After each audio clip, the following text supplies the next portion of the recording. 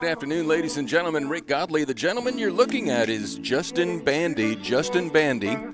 And we are getting ready for the Jackson Parish Sheriff's Debate. That's going to begin at 4 p.m., so y'all have some time to get down here for that. It starts at 4, the VFW in Jonesboro. All right, so let me get on cam here.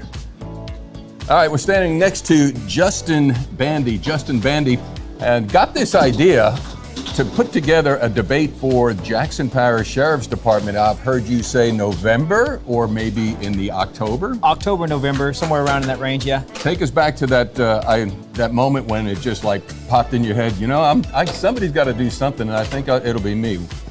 Well, really, whenever the previous sheriff stepped down, I had heard circulation that there was going to be a lot of candidates, probably more than we've ever had in the parish, and I didn't know anything about any of them.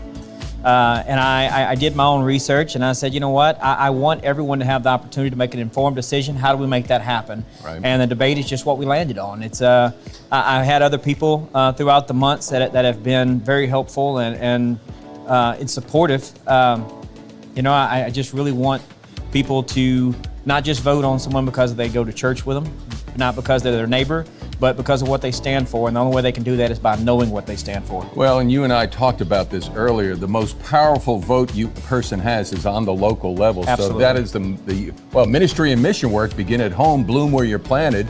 And where's that? On the soil in Jackson Parish and then the soil of north central Louisiana. So this is a great opportunity to find out about each other and learn then, after we find that out, whomever gets elected, we work together. Absolutely. Unity in the community.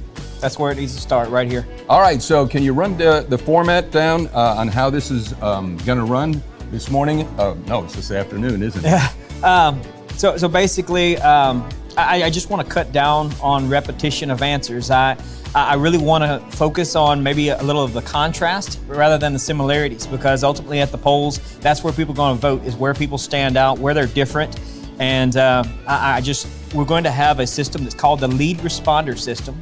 The way that's going to work is that each question, it will go through in the lineup of where they're sitting. We'll start with that one and we'll move down. And I'll ask the question, that lead responder will respond, and I'll take a couple of responses, but only if that person either has a disagreement or something new to add, trying to keep respect of people's time as well as the candidates' time. Right, yeah, well, candidates' time as well. So you got all 100% participation, huh? Right. Awesome, this is awesome. All right, so this is a test run. We're going to fire up the live streams at 4 o'clock when this commences. So if you can't make it here to the VFW in Jonesboro, what post is it? Man, I forgot what post. Do you know what post number it is? I saw it on the outside. What is it? 4217, I think. Post 4217.